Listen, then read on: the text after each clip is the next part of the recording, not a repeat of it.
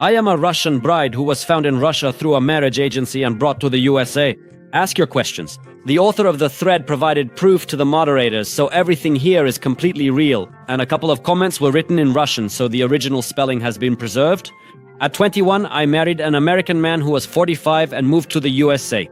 He revealed himself to be a pathological liar with unpredictable mood swings. Eventually, he was diagnosed with bipolar disorder. I ended up facing 7 years of living on welfare, bad teeth, broken down cars, disability, and being hounded by debt collectors. In the end, I decided to leave him behind and have been living a happy and prosperous life ever since. I have many friends like me, and they've had different experiences. Some positive, some negative. Overall, I can recommend this approach because Americans and Russians have fairly similar cultures. So there are plenty of decent single men in the US and plenty of beautiful single women in Russia. Which part of Russia are you from? How did you come to this? Why did you decide to do this? A fling? Did he do it just for a hookup? Did you sleep with him? How would you rate the intimacy? I'm from one of the stans. I was just messing around on the internet. I was young and didn't have any clear intentions. I was just curious. He did it for many different reasons, and I am quite sure a fling was one of them. Edit. Everything in bed was pretty normal. Did you ever feel a deep and genuine affection for him? What was it like at first to live with a stranger? Tell me, did you feel pressured to become physically intimate? Quite soon after meeting? Thank you. Yes, I did feel genuine affection when he was in a good state and at his absolute best. He was a truly interesting and charming person. He also traveled a lot around the world and had great taste. It all felt like a grand and exciting adventure. I never felt any pressure at all to become intimate. Did you have some carefully crafted cover story for people who asked how you met? Or did you just tell everyone that you were paid for? I simply mentioned that we met online, which is precisely the way we actually met. So, are you single now? No, I married another American. This time everything is much better. Does your new husband know that your ex paid for you? Yes. Did you have a backup plan in case the marriage didn't work out? If so, what was it? And would you have returned to Russia if you got American citizenship? I was 21, so I didn't even have a plan A. And yes, I would have gone back to Russia. I had a good life there, except for the fact that I would have been ashamed, of course.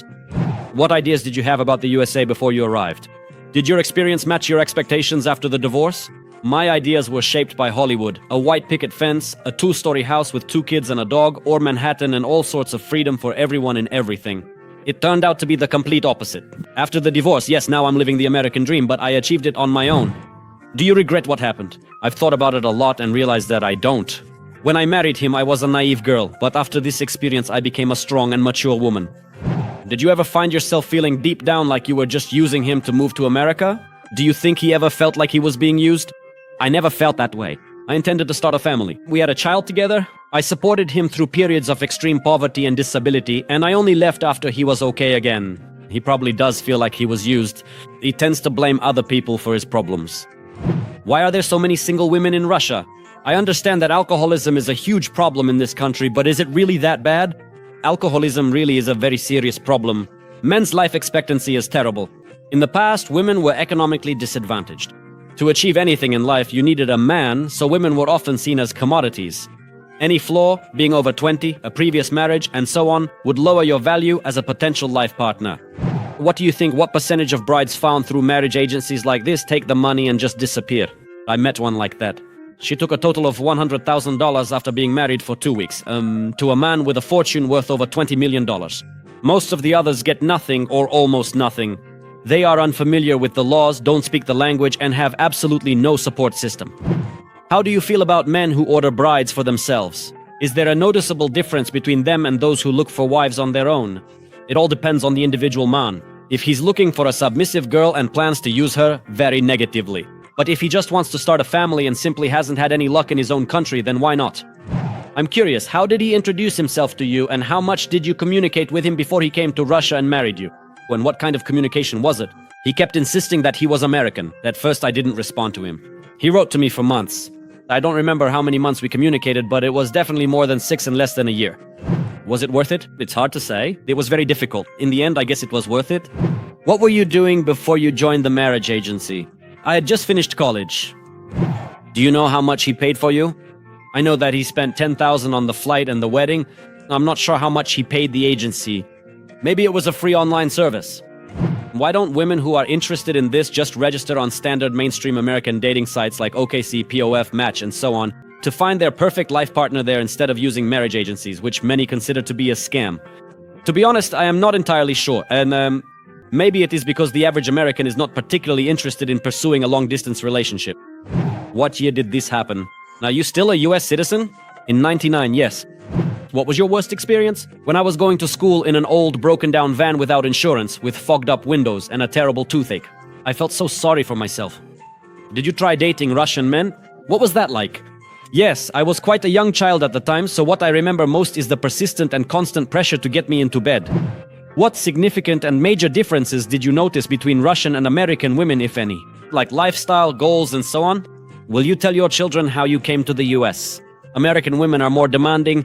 When I was in law school, I went on a trip with 3 classmates. At some point, they started discussing their personal lives, and I was shocked by their demands.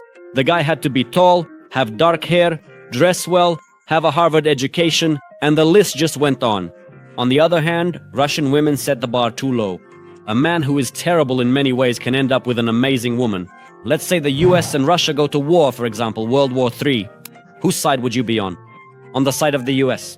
I know this for sure because I've been rooting for the US Olympic team for 3 years now. Before that, I rooted for Russia. And what did your parents say or do about this? They didn't like it, but they couldn't do anything because I was 21 years old. Now they're with me and very happy. Do Russian brides only choose white men, or do they sometimes choose black, Latino, or Asian men? I think they prefer white men, but I have seen mixed couples as well. Did you learn English at school or after moving to America? Did you have a language barrier with your first husband? I learned English at school. There was a slight barrier, but nothing critical. For example, I couldn't pronounce the word whopper correctly. In your opinion, how do American men compare to Russian men? Can Russian brides from marriage agencies have a happy marriage in the USA? American men are not assertive enough, while Russian men are too assertive. So for example, if a beautiful woman is walking down the street, a Russian man will start courting her and won't take no for an answer. An American most likely will just quietly hope to meet her again. Yes. Have you ever wanted to go back to Russia to visit your family? Yes, but at first I was too poor and now I'm too busy. As a single father raising children without a mother, I'm interested in this question. Are there many Russian women who are open to relationships that involve 2 small children? Yes, that's a common story.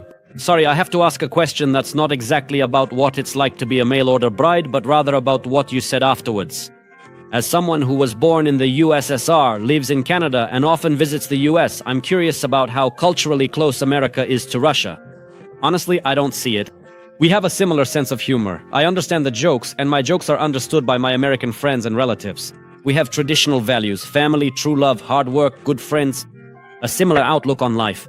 I can watch American movies and understand the emotions and ideas. For example, I don't understand Chinese or Arabic films to the same extent. Okay, let's say I got interested in this. My main reason is that I want more closeness than most American women can offer since they are too materialistic.